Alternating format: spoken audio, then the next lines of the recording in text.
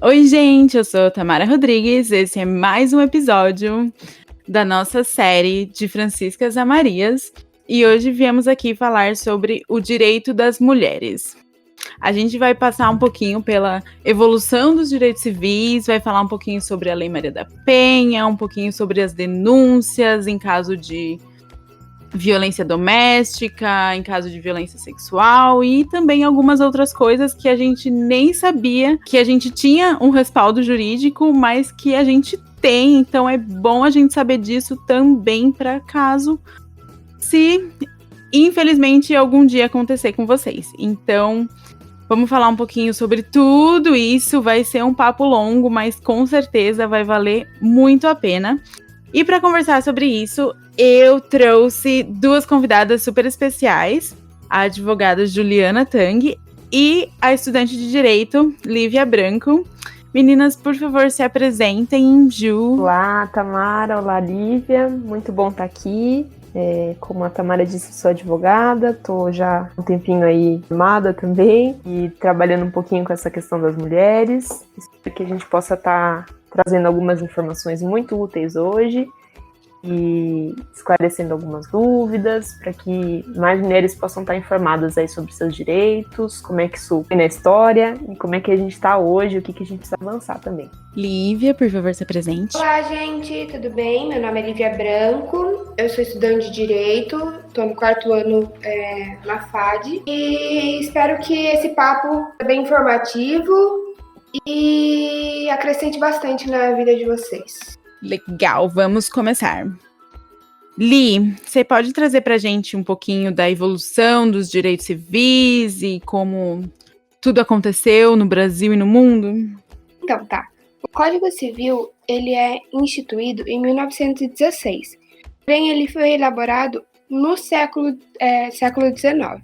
Nesse momento histórico, a mulher ela é considerada relativamente capaz, ou seja, a sua capacidade para a realização de contratos, receber até mesmo uma herança, ia precisar da autorização de uma terceira pessoa.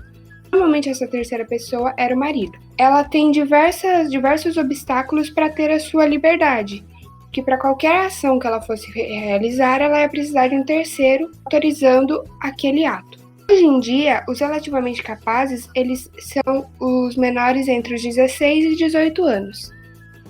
Em 1918, após muitas evoluções, vem ocorrendo desde 1913, existe o sufrágio feminino no Reino Unido. As sufragistas foram as primeiras feministas e a gente tem como inspiração e que lutaram realmente pelos direitos das mulheres. No Brasil, veio o sufrágio universal, permitindo com que todos votassem em 1932. Seguindo a nossa linha, em 1962 é instituído o Estatuto da Mulher Casada. Por mais que a gente, como estudante de direito ou qualquer outra pessoa que vá ler esse estatuto, acredita que isso seja retrógrado e não tenha o menor cabimento do que a gente lê e pelos nossos dias atuais. Entretanto, esse foi um grande avanço para os direitos femininos, porque o principal de tudo ele possibilita a mulher a trabalhar sem autorização do marido. Na sociedade em que a gente vive, o capital, o dinheiro, ele é totalmente necessário para que se dê início a uma libertação e a uma tentativa de igualdade. Então, quando a mulher não precisa da autorização do marido, ela se torna capaz de realizar algumas atitudes, ela começa a ser mais responsável pela sua própria vida, na visão do direito, ela tem a responsabilidade sobre si e ela, a partir daí ela pode realizar até uma queixa-crime que antes não era permitido. Pensando que a nossa sociedade e o Brasil estávamos evoluindo, em 1977 existe a lei do divórcio. O que acontece? Antes de 1977 existia apenas o desquite. Seria uma separação onde as partes não são legalmente separadas, elas só vão cada um para um lado e elas não têm uma divisão real sobre o seu patrimônio, sobre dívidas e afins que realizaram enquanto estavam juntas no casamento. A partir da lei do divórcio, eles trazem essa garantia para as mulheres desquitadas, e as uniões elas passam a ter um novo status. A mulher pode ter acesso a uma situação mais igualitária na partilha dos seus bens. No final da ditadura militar no Brasil, existe a nova Constituição, que ela é instituída em 1988. Essa Constituição, pelo Brasil passar um período totalmente restrito e de restrição de direitos e liberdade, ela vem com essa nova força de igualdade e liberdade para todos os homens e mulheres. Então, essa Constituição coloca em igualdade todos os homens e mulheres. Então, eles têm os mesmos direitos e os mesmos deveres perante a lei. Em 2002, é instituído o novo Código Civil. Então, aquele Código Civil que eu falei no início, de 1916, ele é extinguido junto com o Estatuto da Mulher Casada. Alterando o Código Civil, o homem ele perde o status de chefe de família. Ambos vão se tornar colaboradores com uma divisão equitativa dos encargos. Então, eles têm esse novo código vem com uma visão de isonomia entre as partes. Uma nova mudança, que também é muito importante para o direito feminino, é a proibição do casamento de menores de 16 anos. Para qualquer pessoa que esteja entre 16 e 18 anos, hoje em dia é necessário que tenha uma autorização dos pais ou de algum juiz. Quando os menores casam, eles se tornam emancipados e podem começar a dar o início numa vida civil. Então, eles se tornam plenamente capazes. Essa mudança é muito importante porque antes, os casamentos meninas, era muito comum que meninas menores de 16 anos que não estavam prontas para iniciar uma vida realizassem casamentos e afins. Entretanto, hoje em dia é proibido por lei que isso aconteça. Acho que é isso mesmo, Lívia, que você trouxe um histórico aí que traz basicamente algumas normas aí do direito, né, que a gente chama de direitos civis, muitas coisas que representam a luta das mulheres, inclusive na própria Constituição de 88, né, que hoje é a Constituição que a gente ainda está vivendo esse período da Constituição de 88, chamada Constituição Cidadã, e aí ela previa, né, que homens e mulheres são iguais em direitos e obrigações. E aí a gente traz isso para a prática, assim, eu estava pesquisando a questão do direito. Direito é uma ciência muito, a gente diz que é do dever ser, né? Como as coisas deveriam ser, elas estão escritas na lei.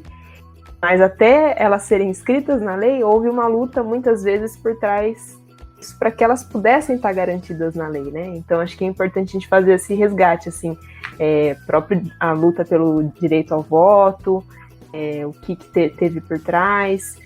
Então, isso tá, a própria convenção também interamericana, né, de punir e erradicar toda forma de violência contra a mulher, que foi em Belém do Pará, e como isso é uma evolução histórica, assim, do direito, para que a gente chegasse onde a gente está hoje, e mesmo assim com alguns resquícios, né, e dessa visão machista e patriarcal mesmo, porque uma frase de Simone de Beauvoir que ela diz assim: legisladores, sacerdotes e filósofos, escritores e sábios sempre se empenharam em demonstrar a condição de subordinação da mulher.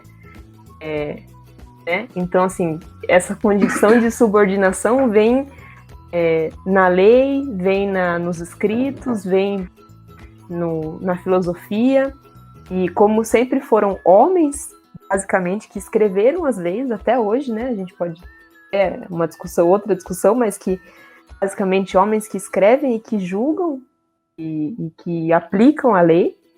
Então, essa condição de, ela é mulher casada, agora ela tem algum direito, mas e a mulher que não é casada? E a mulher que era esquitada? Onde que ela fica, né? Ela fica na condição de humana ali. Então, É muito importante esse resgate para a gente ver como que a gente chegou onde a gente está hoje, né? Inclusive, né, você comentou sobre as lutas por trás da conquista do direito, então acho que a gente pode passar daqui para a Lei Maria da Penha, de 2016, que foi uma história muito triste, mas ao mesmo tempo, no final, uma história de muita superação, né? Por muitas coisas que a Maria da Penha passou, mas que no final ela conseguiu instituir uma lei, né? Depois de muita luta, muitas pessoas questionando tudo isso, uma lei de defesa à mulher e uma lei de violência doméstica, o que, na verdade, por muito tempo não era nem citado, né? Era tipo, tudo bem, ele é o marido dela, briga de marido e mulher, não se mete a colher, como se o marido tivesse o direito de cometer violência só porque um papel diz que ele é casado e um papel diz que ele é dono daquela mulher. Então a gente tem aí a Lei Maria da Penha, que depois de muita luta, trouxe algumas defesas para as mulheres. Ju, você pode explicar para a gente um pouquinho como funciona a Lei Maria da Penha? Qual a diferença da violência doméstica para a violência, por exemplo, tô passando na rua e um homem me deu um soco. E aí, a Lei Maria da Penha só porque ele é homem e eu sou mulher? Não é. Então, você pode explicar pra gente um pouquinho como funciona a Lei Maria da Penha? Legal, Tamara. Acho que essa discussão mesmo é importante. A Lei Maria da Penha, e na verdade, o histórico dela foi uma sanção para o Brasil, né? A gente teve que instituir a lei, passou uma vergonha internacional, gosto de falar assim, mas pelo menos a gente conseguiu ter essa lei que é realmente muito avançada em 2006. E ela é considerada a terceira melhor lei do mundo e na ONU, porque ela traz vários conceitos importantes, traz tipos de violência, explica o que são esses tipos de violência. Muita gente tem a noção de que a Lei Maria da Penha é só para punir o homem, mas é o que você trouxe. Ela traz uma luta importante que é isso, o privado, ou dentro da casa da mulher, bem é uma responsabilidade do Estado ou da sociedade proteger essa mulher dentro desse espaço. Assim, não é porque ela tem um papel, ou, né, que ela está casada e que ela é propriedade e que nesse espaço eu não posso entrar, eu não posso saber o que acontece ali e no privado fica no privado. Então, essa lei traz essa discussão. Mesmo no Brasil houve, logo que ela foi promulgada, né, e começou a valer aqui no Brasil, houve uma grande discussão sobre se ela seria constitucional ou não, porque é uma lei que discrimina, porque ela só se aplica às mulheres. E aí é isso, muita luta até que realmente ela foi declarada constitucional e aí a gente já está há um tempo convivendo com ela aí no Brasil, né? E sobre os tipos de violência, eu acho que ela é muito didática quando ela traz que são 5 tipos de violência, que seria a violência patrimonial, a violência física, a violência psicológica, a violência moral e a violência sexual, né, Ju? Isso, a violência sexual. Muito obrigada, Lívia. E é muito legal, porque conversar com as mulheres sobre esses 5 tipos de violência e também ter essa noção de que a Tamara falou, né? A Lei Maria da Penha aplica para tudo. A Lei Maria da Penha traz que esses 5 tipos de violência são violências de gênero, né? Então, assim, as mulheres no gênero feminino sofrem esses 5 tipos de violência. Existe também a violência doméstica, que é aquela violência, então, dentro de uma relação afetiva. As mulheres, elas estão sujeitas, talvez, a esses 2 tipos de violência, né? Vamos entender a violência de gênero como se fosse uma bolinha maior, e dentro dessa bolinha tem a violência doméstica, que daí, além de sofrer por ser mulher, está sofrendo porque está numa relação afetiva ali com um companheiro, ou com até um filho, enfim, numa relação de proximidade mesmo com esse agressor. Então não precisa ser uma relação amorosa, pode ser qualquer relação afetiva. Então, a Maria da Penha, ela diz basicamente que você tem que ter uma proximidade, assim, até é um entendimento que a gente até brinca no direito, que é assim, depende de muitos fatores, né? Então assim, eu preciso estar casada ou é só namorado? Não, namorado também é uma relação afetiva. Mas aconteceu na rua, é uma violência de gênero, mas não é uma violência doméstica. O que a gente tem entendido no direito é que assim, por exemplo, vamos evoluir lá para Delegacia Especial da Mulher. Então, essa delegacia vai atender só violência doméstica ou vai atender violência de gênero também? A gente está entendendo que se é uma violência de gênero, pelo fato dela ser mulher, então que isso também vai ser atendido pela Delegacia da Mulher. Acho que aí a gente entende melhor só essa divisão, né? O que é violência de gênero, posso sofrer por ser mulher, por estar dentro de um ônibus, enfim, na rua. É violência doméstica, que também é índices altíssimos, né? Mas que aí eu sofro porque eu tô numa relação de afeto ou de proximidade com alguém. Ah, legal.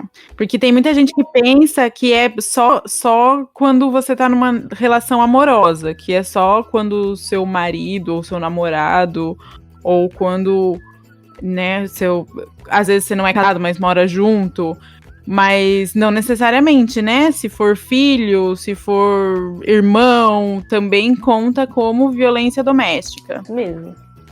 Legal. Mas eu achei muito legal que você falou sobre os tipos de violência, né? Porque nem toda violência é crime, né? Claro que se alguém bateu em você, é uma agressão. Então isso é um crime e tem as suas consequências legais já pré-estabelecidas, mas violência patrimonial, por exemplo, como que a gente lida com isso? Não é um crime, mas é uma violência. O marido fazer com que a mulher dependa dele financeiramente, geralmente a violência patrimonial vem junto com a violência psicológica, né?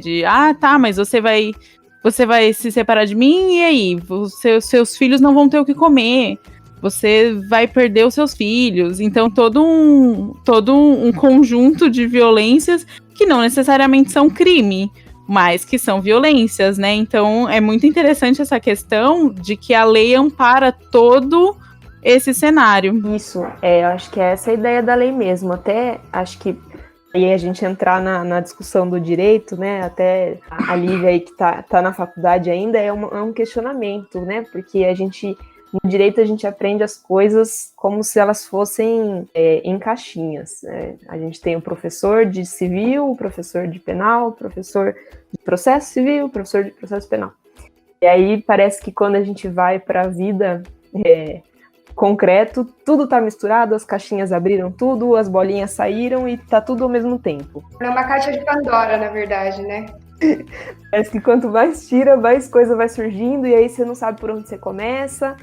E é aí que tá o bonito também do atendimento a essas mulheres, eu acho assim, e o bonito da gente entender que tem muita mulher jurista mesmo, e mulher da área da psicologia, da sociologia, pensando nesse atendimento, e a Lei Maria da Penha traz isso, porque a gente fala que ela não é uma lei que tem que ser estudada lá na matéria de direito penal só, ela é uma lei interdisciplinar, vamos dizer, então ela trata da vida da mulher, essa mulher pode estar sofrendo esses tipos de violência, e tanto num casamento, né, e aí pensar o que você trouxe sobre a violência patrimonial, por exemplo, ela não ser enquadrada como um crime. Muitas pessoas acham que a Lei Maria da Penha traz um monte de crime, e aí se deu um desses crimes é porque o cara não vai ter jeito, aí vai ser preso, e aí é um crime gravíssimo. Então, assim, na verdade, a Lei Maria da Penha ela não vem com esse espírito, a gente fala no direito espírito, com essa intenção de ser uma lei que punitivista. Na verdade, a ideia maior dela, e até por isso ela é considerada uma lei muito importante, é a ideia da prevenção. Ela não traz crimes, vamos dizer. Os crimes estão lá no Código Penal de 1940, que também já sofreu várias atualizações. Mas a Lei Maria da Penha, ela vem dizer o que é violência, como que essa mulher precisa ser atendida, que é ser atendida na sua integralidade. Então, ela vai precisar de acompanhamento psicológico, ela vai precisar ser escutada, né? Não pode ser desacreditada na sua denúncia, né? Então, é nessa linha a Lei Maria da Penha. Muita gente que estuda afim com a Lei Maria da Penha e tenho até tentado me atualizar melhor sobre isso, porque é isso, a gente sai da faculdade com essa noção, eu principalmente, né, eu que não gostava de direito penal na faculdade, até hoje nunca gostei, nunca achei que seria a solução para a sociedade ficar prendendo as pessoas, e eu falava, então Maria da Penha não gosto, não vou estudar a parte criminal, ficar indiciando, prendendo as pessoas, mas na verdade ela é bem mais que isso, assim, é a ideia de um atendimento completo, de pensar até política pública, né? A ideia de investir dinheiro para erradicar esse tipo de violência, né? Então, não sei se eu respondi sua pergunta, Tamara. Sim, totalmente. Inclusive, eu queria comentar que eu acho muito importante isso da prevenção, né, que a lei traz, porque a gente, né, essa questão, você falou muito bem sobre isso, parece que a gente quer ficar punindo as pessoas e prendendo pessoas pelo que elas fizeram, e na verdade, pelo menos a minha visão leiga do direito é basicamente essa, que a gente tem leis que basicamente nos avisam, não faça isso, senão isso vai acontecer, então a gente não faz as coisas que são proibidas por lei, porque senão a gente pode ser punido, sabe? Assim, como se apenas a lei nos segurasse de fazer qualquer coisa. Claro que não, né? Claro que tem toda uma questão cultural, moral e de caráter e tudo mais. Mas eu acho isso interessante da Lei Maria da Penha, porque ela vem como uma prevenção, porque a gente vê muito a punição, tipo, tá bom, ele bateu nela, ou ele estuprou, sabe assim, castração química. E, tipo, não, galera, não é isso que vai resolver. Claro que a gente quer que seja punido, mas a gente não quer que seja punido, a gente quer que pare de acontecer. Então não é isso que vai resolver, a gente quer que tenha uma conscientização e que a gente pare de ser abusada. É muito mais sobre o não acontecer e sobre a conscientização e a prevenção do não acontecer do que exatamente sobre a punição disso. E eu acho isso muito legal da lei, porque ela justamente aborda esses outros aspectos que não são necessariamente violência física.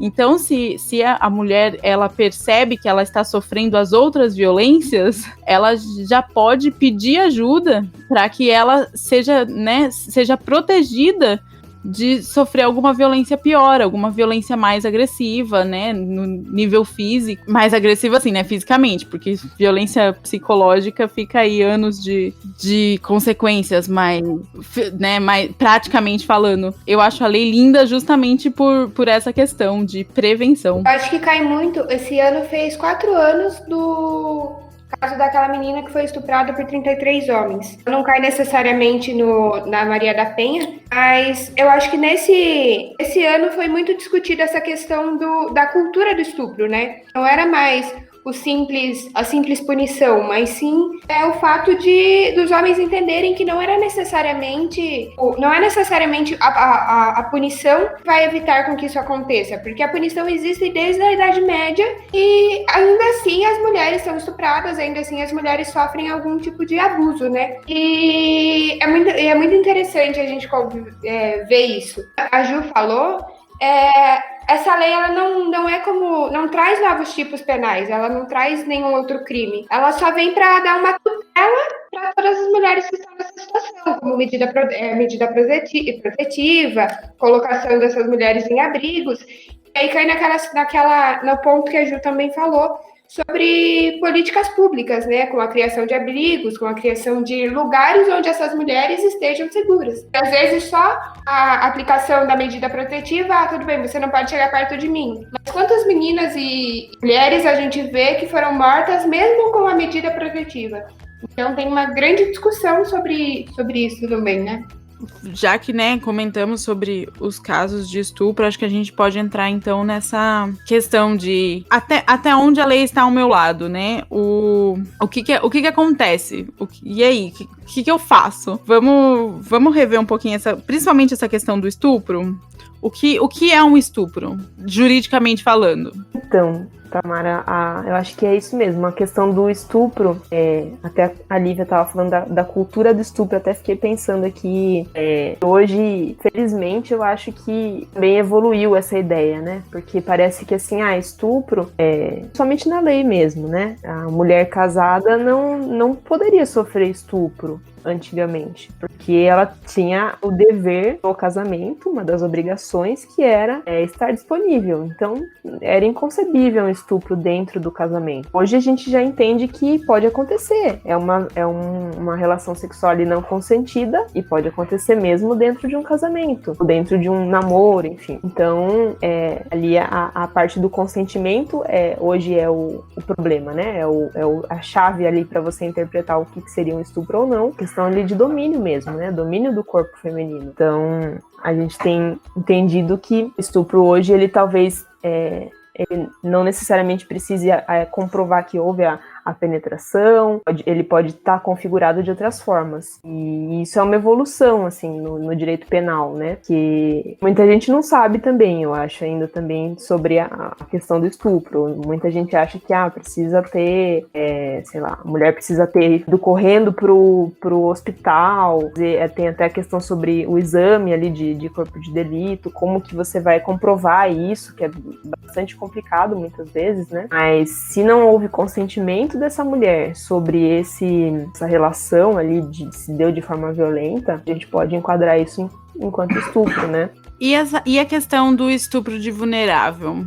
A primeira coisa que acontece quando uma mulher fala que foi estuprada é ela ser colocada à prova, né? Ficam questionando se foi mesmo e o que ela estava fazendo e que roupa ela estava usando. Mas uma das coisas muito comuns é ser: mas você bebeu na festa? Então, fala um pouquinho pra gente sobre essa questão do estupro de vulnerável, tanto essa questão de bebida quanto da idade, porque muitas vezes tem aquela história, né? Tipo, não, mas ela já tá grandinha pra saber. Mas, querido, você era o adulto da situação, não é mesmo? Ela não sabe, não tava grandinha pra saber. Ela não tem idade perante a lei pra saber o que estava acontecendo. Então, tem, né, várias situações. Eu acho que é isso mesmo, Tamara. Por exemplo, abri aqui a definição de estupro pelo Código Penal, né? O artigo 213, ele fala: constranger alguém mediante violência ou grave ameaça a ter conjunção carnal ou a praticar ou permitir se pratique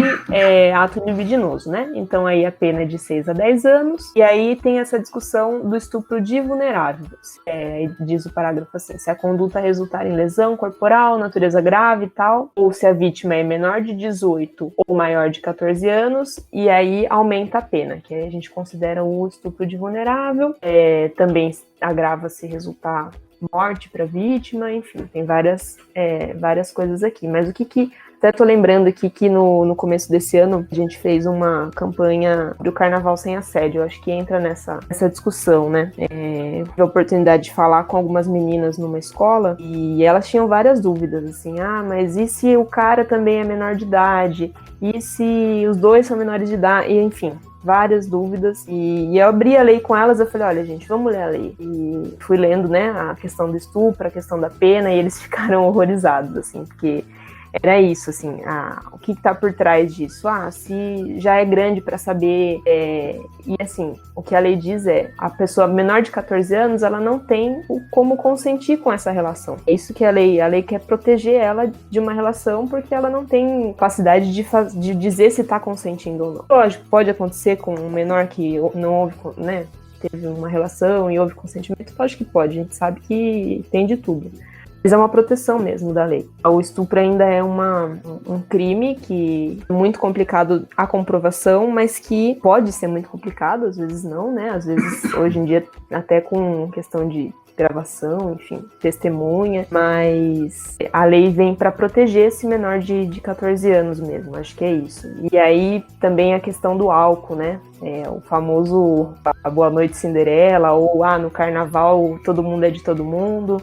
Eu não sei se você já viu, Ju, mas existe um vídeo do chá, né? Aí ele abrange o estupro como se fosse uma pessoa, você oferecendo chá para uma pessoa. E ele fala: se a pessoa está dormindo, você não tem por que colocar o chá abaixo da pessoa. A pessoa está bêbada e não consegue tomar o chá, você não tem que obrigá-la a tomar o chá. Ela começou a tomar o chá e desistiu no meio, você não tem que obrigá-la a terminar de tomar o chá. É bem legal porque aí ela trata de uma forma didática essa questão do estupro de vulnerável, né? Às vezes a gente coloca na nossa cabeça que vulnerável pode ser só a criança, já escutei isso. Na verdade não, a vulnerabilidade é quando a pessoa não tem a capacidade para decidir sobre aquilo que está para acontecer, né? E ela está vulnerável a uma situação de risco. Então, esse vídeo é bem legal, fica aí como uma indicação, tem no YouTube. E ele trata de uma forma bem didática, bem explícita,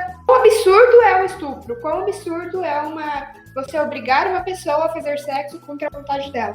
É um vídeo genial mesmo. Falando um pouquinho sobre essa questão, né, de abrir a lei e ler o que de fato existe. O que é a lei do minuto seguinte? O minuto seguinte, ela consiste no atendimento, na verdade. Não é como se fosse uma punição ao estuprador ou qualquer outra coisa. Ela se refere exclusivamente ao atendimento. Se você sofreu alguma violência sexual, você tem prioridade a realizar o atendimento mesmo antes do BO. E o governo ele é obrigado a te dar a pílula do dia seguinte se você sofrer algum tipo de abuso. Você vai até o hospital e antes de qualquer denúncia, qualquer coisa, você tem a prioridade nesse atendimento. A ideia de que às vezes a gente acha que para onde eu vou, né? Sofri violência, quais os caminhos, né? O que eu faço? E essa lei vem no sentido de garantir um atendimento prioritário, como a Lívia disse, mesmo na saúde, porque assim, como assim, né? Você tá fragilizada ali, o seu primeiro atendimento tem que ser no âmbito da saúde, não numa delegacia, né? Então, a ideia de assegurar essa prioridade para essa mulher. E quanto tempo, quando a gente vai fazer uma denúncia, entrando já mais na parte da denúncia e, né, do registro, do boletim de ocorrência, quanto tempo depois eu posso fazer essa denúncia? Por exemplo, assim, porque nem sempre a gente tem psicológico ou forças, mesmo físicas, para ir fazer essa denúncia imediatamente depois do que acontece. Às vezes a gente precisa de um tempo, sabe? Para entender o que aconteceu e então, quanto tempo depois eu posso fazer essa denúncia? É uma denúncia válida? Então, sobre o tempo, eu acho que a gente pode pensar que várias situações podem ter ocorrido, né? Primeiro, de você logo chamado a polícia, então talvez você possa ter um flagrante ali, porque é isso, né? A ideia de que a polícia pegue e faça logo a apreensão de criminoso, ou se não, essa pessoa primeiro, ela vai ser primeiro atendida ali na saúde, ou não aconteceu nada disso, e no dia seguinte ela fala, poxa, eu sofri um estupro, e aí? Fazer um boletim de ocorrência. Então, assim, pode ter vários casos, mas qual que é a ideia do BO? Você fazer a comunicação desse crime, né? Então, preciso comunicar que aconteceu um crime. E aí que eu acho que entra a questão da Maria da Penha, assim, e a gente não julgar essas mulheres.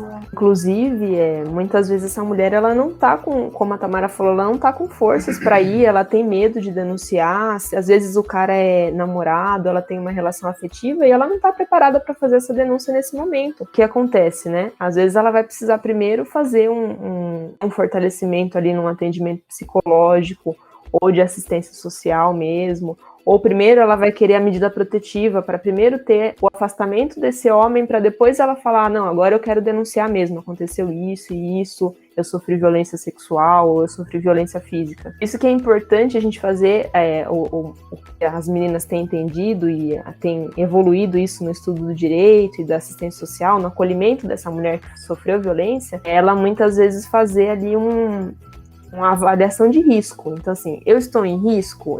Ou não? Foi uma saída ou uma pessoa que não vou voltar a ter contato? Não estou sofrendo um risco de acontecer novamente essa violência? Não, eu estou em risco.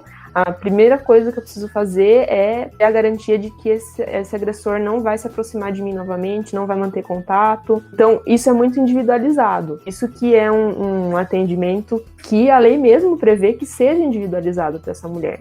E essa análise de risco, muitas vezes, é construída com a própria vítima. Então, assim, o que você está sentindo? Você está sentindo que tem chance desse agressor voltar? Ele mora com você? Você tem outro lugar para ir? Você tem como comunicar? Se acontecer de novo, você tem fácil um celular para ligar para alguém? Você sabe como pedir socorro? Então, é muito individualizado e esse que é o legal do atendimento mesmo. Você construir junto com essa mulher qual que é a forma dela sair dessa violência. Assim, aconteceu uma vez um estupro com o meu namorado e agora? Qual que vai ser a minha posição frente a isso? Eu vou terminar com ele e eu quero que ele seja processado criminalmente, eu vou fazer um BO e vou dar sequência nisso para ele ser processado pelo que ele fez. Não, é um cara que eu moro com ele, enfim, muitas possibilidades. Mas basicamente é isso, precisa avaliar o caso. Eu preciso de atendimento na saúde, eu tenho já força para denunciar, eu já tenho alguma prova, eu tenho uma amiga que pode ir comigo para me auxiliar ali nesse momento de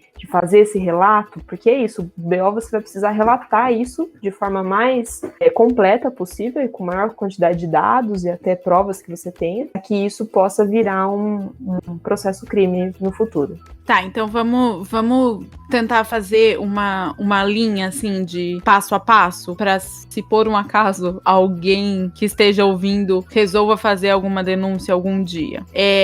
Eu vou chegar na delegacia e, obviamente, se existir uma delegacia da mulher na sua cidade, procure a delegacia da mulher, porque nós sabemos que a diferença de atendimento vai ser gigantesca, porque muitas vezes nas delegacias comuns as mulheres são desacreditadas, a gente tem que reviver essa história e acaba que a gente passa pela violência várias vezes, né? Tem até aquela frase que fala que quando uma mulher sofre violência, ela não para quando o cara sai de cima dela, ela começa ali, né? Porque tem muitas outras violências que a gente acaba passando depois disso. Mas então vamos fazer um passo a passo. Eu cheguei na delegacia, vamos supor que é uma delegacia comum. Eu falo o que pra quem? Eu procuro alguém num cantinho? Falo, então. O atendimento dentro de uma delegacia, normalmente, ele ocorre ali mesmo no próprio balcão. Mas, normalmente existe uma sala que fica um responsável para ouvir e atestar e documentar o seu boletim de ocorrência. Então, o primeiro passo é você ir até a delegacia e você vai conversar com esse atendente. E aí vai variar muito do atendente que você tiver a sorte de pegar, vamos dizer assim. Pode ser alguém que seja um pouco mais sensível e fale, não, tudo bem, senta aqui, pega um copo d'água, vou te auxiliar.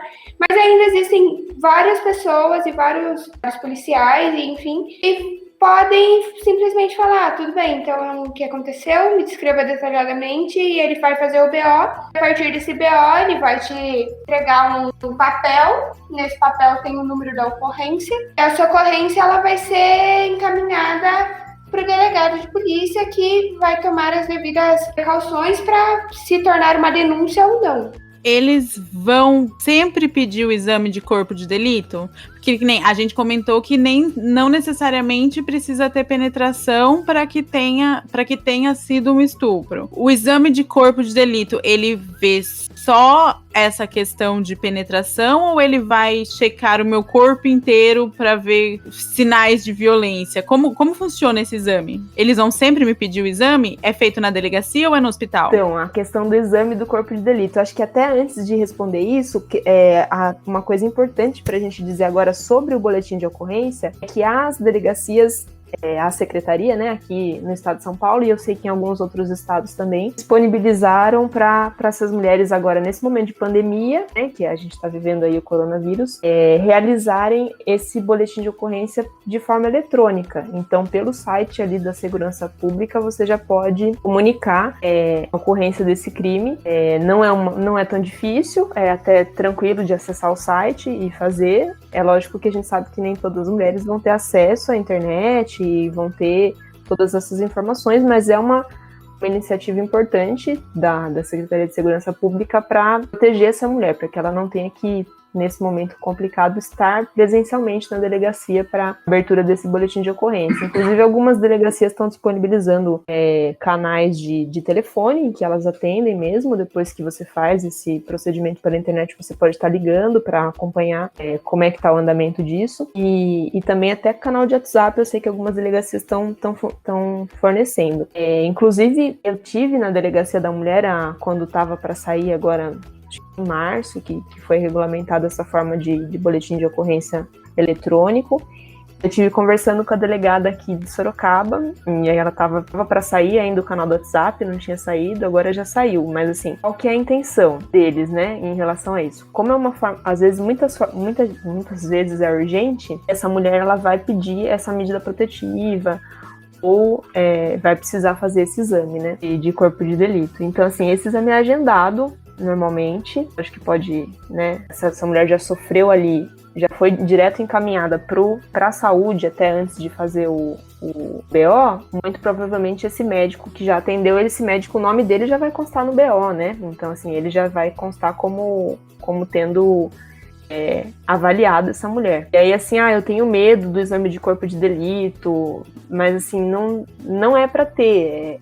A ideia é que você seja bem atendida e que isso seja mais um meio de prova. Por exemplo, eu estava conversando com a delegada, ela falou assim, muitas vezes as mulheres, elas têm muito disso, né? Por exemplo, passou muito tempo e eu não tô mais com aquela mancha roxa. E a mancha roxa seria uma prova importante de que houve violência, houve uma tentativa de me segurar ali, houve, né? Então, no meu braço ou na minha perna, né? E ela falou assim, inclusive, por esse canal de WhatsApp, a gente está incentivando essas mulheres, olha, já tire foto, você mesmo, mande a foto que você tem da sua lesão corporal, enfim, que isso também é meio de prova.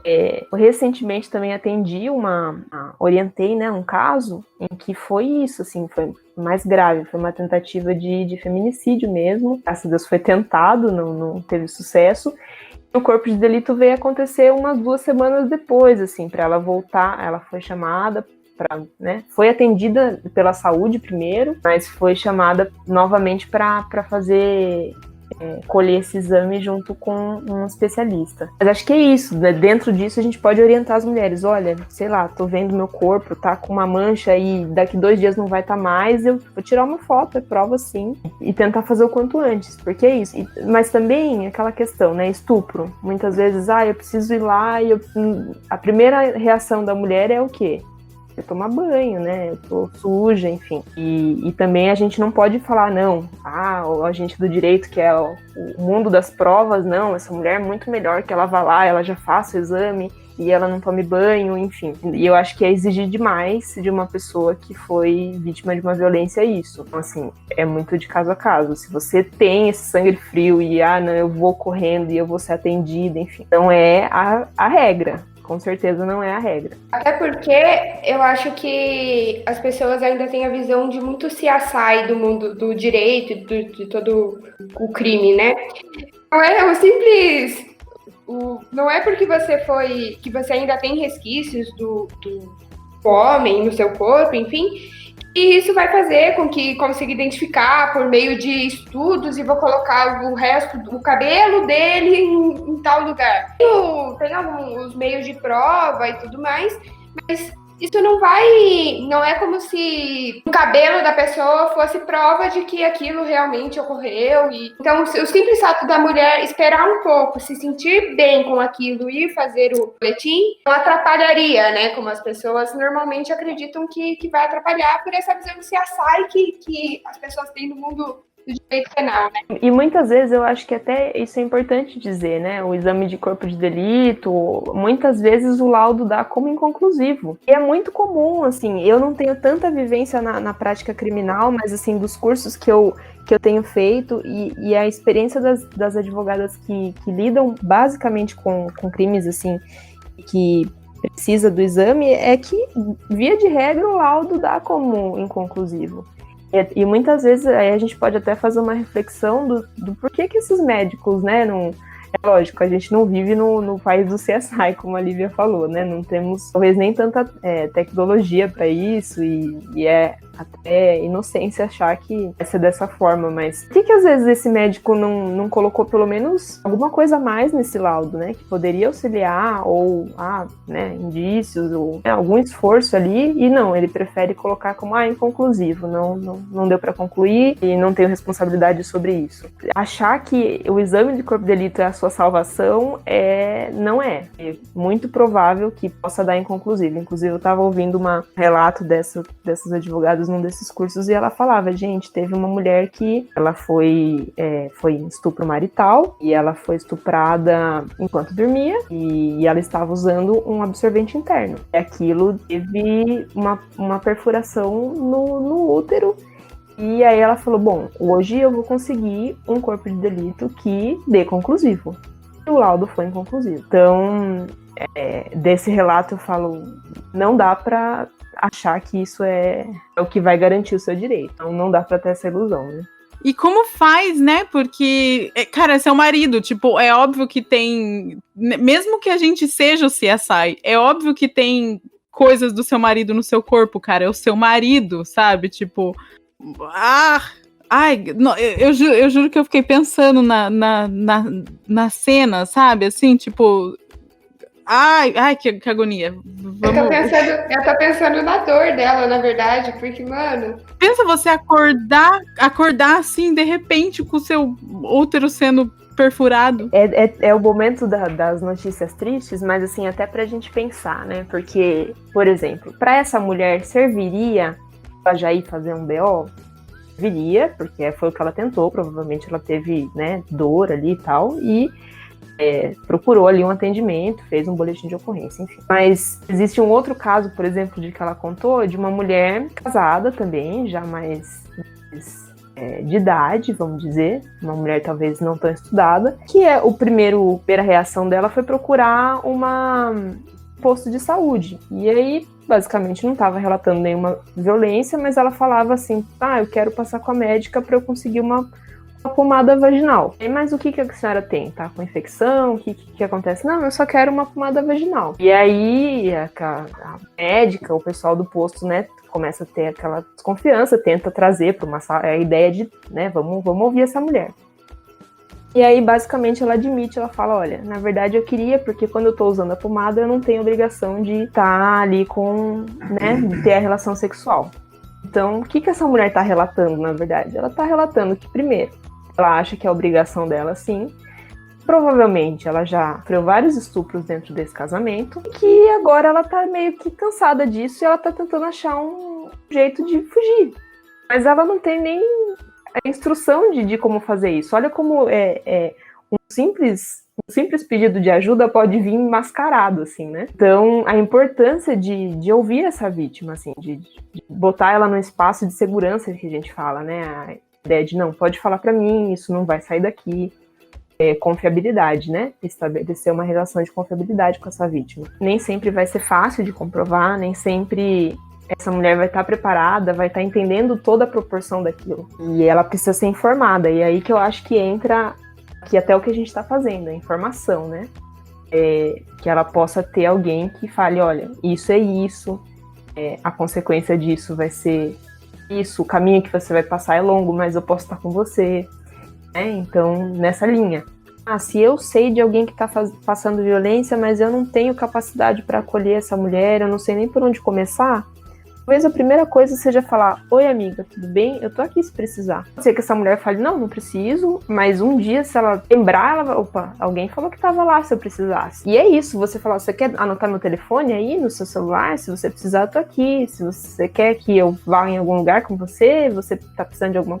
Enfim, se colocar à disposição. É lógico que a gente tá numa sociedade que nem sempre é muito fácil a gente fazer isso, mas às vezes pode até ser meio mal interpretado. Eu tô entrando na vida de fulano, mas volta na discussão da Lei Maria da Penha que a gente tá dizendo. Muitas vezes a gente ser um auxílio para essa mulher é você se envolvendo numa relação particular dela. Mas que não seja uma relação de casamento, ou eu tô vendo que o namoro da minha amiga tá esquisito, tá dando sinal de que não vai dar bom no final. Amiga, tá tudo bem? Conversar sobre isso, né? O que você tá sentindo? O que você tá achando? E se colocar à disposição. Um dia que ela tiver a vontade de ir na delegacia, ou a vontade de, realmente preciso fazer terapia para entender o que está acontecendo, eu preciso sair daqui, eu preciso fugir, eu preciso voltar para não sei onde, pode ser que ela lembre de você, que você se colocar à disposição tenha já auxiliado nesse processo, porque é isso, é um caminho, né? A Maya comentou que a violência só começa ali. Você tá do lado dela para essa próxima violência que depois da denúncia possa acontecer, parece que é pouco, mas é muito. Às vezes você fala, eu vou junto com você na delegacia, ou eu tenho alguém que eu posso indicar, eu tenho um serviço de voluntárias que eu posso indicar, que vão te acolher, que vão te passar informação. Isso já pode auxiliar bastante. Ô Gil, mas quando a gente usa o 180 e quando a gente usa o 190? Então, muito, muito importante. Por exemplo, a gente estava comentando da questão da vizinha, né? Eu ligo para a polícia, não ligo.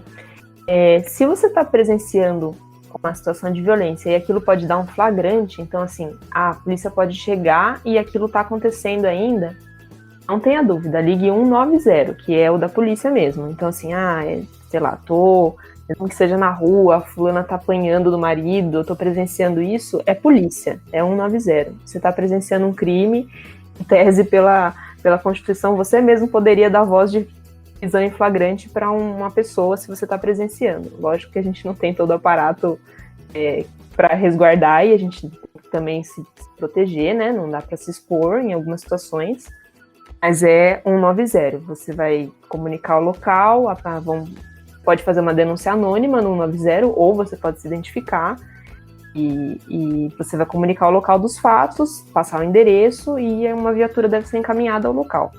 O 180 eu aconselharia mais para uma mulher que já está há um bom tempo em situação de violência ou que tem dúvida sobre algum direito, porque ele é mais explicativo.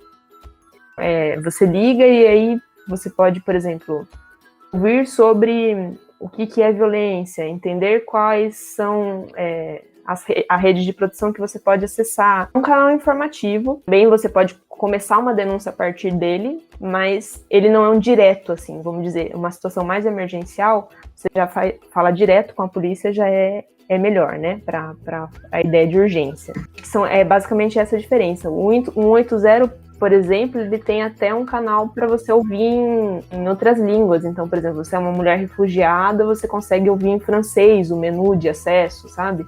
Legal. Isso é importante a gente saber o que usar em qual situação, né? Outra coisa que eu queria perguntar para vocês são aquelas coisas que a gente não sabe, mas que a gente tem sim respaldo jurídico.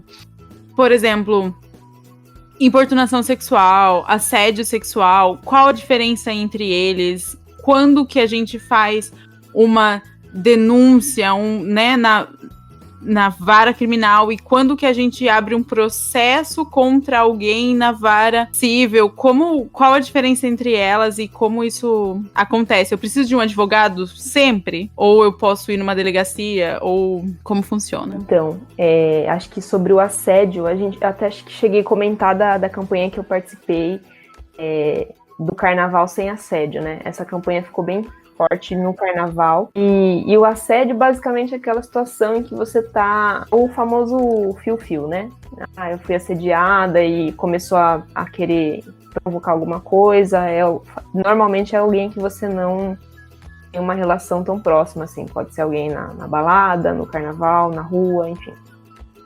E no ônibus, né? E aí eu comentei da situação do ônibus a ideia, a famosa encoxada no ônibus, né? Ou no caso de São Paulo, quando começou essa discussão, a ejaculação dentro do ônibus. E aí, em 2018, o assédio sexual virou um crime, né? Previsto lá no Código Penal, de 1940, uma lei de 2018 incluiu ele como crime. Então, esse cara pode ser, sim, preso por isso, por essa forma de assédio, né? Me assediou. E aí também volta a questão do chá, muito bom o vídeo que vocês indicaram do chá do consentimento. Quando que é assédio? Mas não é uma cantada? Ele não estava tentando chegar? Porque os caras têm muito dessa, né? Ele tava só me chavecando é antigo, mas ele tava só me chamando e tal, e na verdade isso já é um assédio. Então, assim, a partir do momento que a mulher não consentiu mais aquilo e falou, amigo, não, e a famosa campanha também do não é não, né? Não quero conversar, não quero que você me beije, não quero que você me abrace, não quero que nada. Então, ali já pode ser um assédio e pode ser sim um crime em que você possa fazer um boletim de ocorrência em relação a isso. Lívia, explica pra gente o que é aquela questão do stilting, que é um termo em inglês, né, para quando os homens tiram a camisinha no meio da relação sexual. Eu posso fazer uma denúncia? Eu posso processar o cara? O que eu posso fazer? Qual é o meu respaldo jurídico perante a isso? Esse é um termo jurídico mais recente, né? Assim como o estelionato sentimental, porque a mulher ela não consentiu aquele ato, né? A partir do momento que você está numa relação sexual e você falou, quero a camisinha, quero que você utilize a camisinha, então o nosso contrato é que a relação ocorra com camisinha. A partir do momento que o homem tira, o combinado é a utilização da camisinha, né? E a partir dessa violação, você pode realizar uma denúncia. Seria a violação mediante fraude, eu achei aqui, que poderia se equiparar a isso. Mas assim, eu acho que não deixa de ser uma violência. E se a mulher sentiu que, foi um estupro sim, porque eu consenti se fosse com a camisinha. Se fosse sem camisinha, ele tá...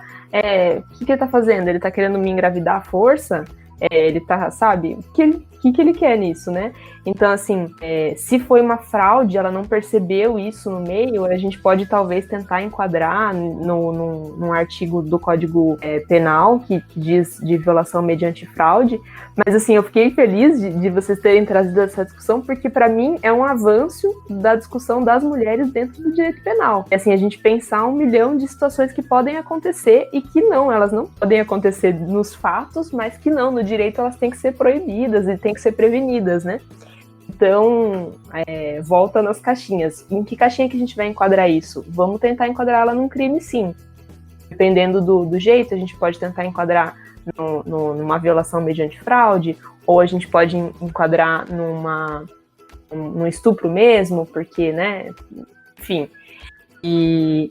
E vamos tentar enquadrar para incriminar, porque se o cara fez isso conscientemente, qual que é a finalidade, né? Qual que é a intenção dele? Então, achei bem legal essa discussão. Acho que, primeiro, caras que estão ouvindo, a gente vai enquadrar em alguma coisa no direito penal, e caras que estão ouvindo também, pelo amor de Deus, né? Vamos tentar prevenir isso. Qual que é a ideia de você estar desprotegido numa relação, né? Acho que a Tamara até comentou sobre isso, a falta de consciência que os caras têm, a proteção é para ele também, né? A Lívia comentou sobre estelionato sentimental. O que é estelionato sentimental, Lívia? O estelionato sentimental, ele ocorre quando o homem mente sobre quem ele é, né? Então ele fala, eu sou rico, eu tenho carro, não sei o quê. É uma história que a gente já conhece, é comum isso na sociedade. Ele faz isso para que tenha uma relação com alguém, para que ele tenha uma relação tanto amorosa quanto uma relação sexual. E isso ele é configurado um estelionato sentimental. Ele tem primeiro julgado em Brasília. Ele correu na vara civil. Ele falava que ele era uma pessoa com bens e rico dentro da cidade e tal, ele era novo na cidade. Aí ele tinha algumas dívidas e pediu para a mulher com que ele estava se relacionando pagar essas dívidas que ele tinha e ajudá-lo nisso, que depois ele iria pagá-las de volta. Aí isso não ocorreu, porque ele estava mentindo quem ele era, ele mentia sobre as posses dele, ele mentia sobre a pessoa que ele era. E aí, a partir do momento que ela descobriu isso, ela entrou com um processo contra ele na vara civil e ele foi condenado a pagar todos os danos materiais e morais que ela sofreu. Vantagens tanto sexuais quanto financeiras? Tanto sexuais quanto financeiras. É legal, Lívia, que você trouxe essa decisão no Distrito Federal, né? Isso mesmo. E assim, a ideia de que nem tudo a gente bota estelionato, que é uma palavra do direito penal, mas o cara teve uma condenação no civil, né? Teve que ressarcir essa mulher no direito, né? A parte do patrimônio dele. Então, assim, amigo, não é porque, né? você não vai ser preso, que você não pode ser julgado de alguma outra forma e ser responsabilizado, né? Então, muito legal a decisão. Depois eu quero dar uma lidinha. Vou mandar pra você. Ai, gente, muito, muito obrigado por esse papo. Foi muito legal. Me tirou várias dúvidas e tenho certeza que várias pessoas que estão ouvindo também não sabiam sobre várias coisas que a gente falou aqui. Então, acho que isso é muito importante, a gente tentar levar essa informação para essas mulheres, para que elas saibam o que fazer e para que elas pelo menos tenham noção de por onde começar a pesquisar o que pode ajudá-las em situações em que elas estejam, né, em risco, sofrendo abusos e violências. Então, muito, muito, muito obrigada por esse papo. Foi incrível falar com vocês. Se quiserem fazer as suas considerações finais, fiquem à vontade. Então, gente, acho que foi isso. Obrigada por escutarem a gente até aqui. Isso foi só o início de uma discussão, porque o direito das mulheres ele pode ser estudado mais a fundo e tem vários outros julgados e outras visões e que é importante a gente sempre estar se atualizando e conversando sobre. Obrigada, Tá? Obrigada, galera do podcast, por estar aqui mais uma vez. E continuem com esse trabalho que está sendo super legal e super informativo para todo mundo. Aí, muito obrigada, Lívia, por participar conosco. Gil, suas considerações finais. Também nessa linha, vou agradecer a Tamara de me convidado para estar aqui de novo, parabenizar pelo podcast de Franciscas a Marias e possa trazer muitas outras discussões. Eu acho que é isso, o direito ele está se reinventando, é uma evolução, como a gente disse aqui, e que a gente possa estar pensando, né? O que ainda falta a gente avançar, o que a gente precisa ter mais na lei, ou o que já está na lei, mas ainda a gente precisa lutar para estar mais na prática. E é isso, vamos avançar nessa discussão. As mulheres precisam ter informação, elas precisam entender que elas não estão sozinhas, elas precisam entender sim que tem muitas situações que é violência, que existe caminhos para sair disso, tem muita gente pensando caminhos, pensando o que quer auxiliar, a gente possa chegar numa sociedade menos violenta, menos insegura para as mulheres, né? E realmente a gente possa estar aqui discutindo depois, falando, olha, na época a gente veio discutir campeonato sentimental, mas que daqui uns 10 anos a gente possa estar falando, os caras nem estão fazendo isso mais, porque já entendem que não tem que enganar uma mulher para estar num relacionamento, né? Esse machismo não vai existir mais, e eu sonho com esse dia, assim, que a gente possa estar discutindo outros direitos e tendo passado por cima aí de uma sociedade tão violenta para as mulheres, né? Mas que para isso a gente possa estar trazendo informação, parabenizar a Tamara, parabenizar a Lívia e agradecer você que nos acompanhou até aqui. Muito obrigada. Muito obrigada, Ju. Eu faço das suas palavras as minhas. Eu também sonho com esse dia e eu acho que a gente está no caminho, porque eu acho que se hoje nós três estamos aqui, cada uma num canto do mundo, falando sobre isso, eu acho que já é uma evolução enorme. E se hoje a gente tem meninas de 15 anos entrando no movimento, e se hoje a palavra feminismo está tão difundida, sabe? Eu acho que já é uma evolução enorme, porque na época das nossas avós, das nossas bisavós, isso não era uma pauta.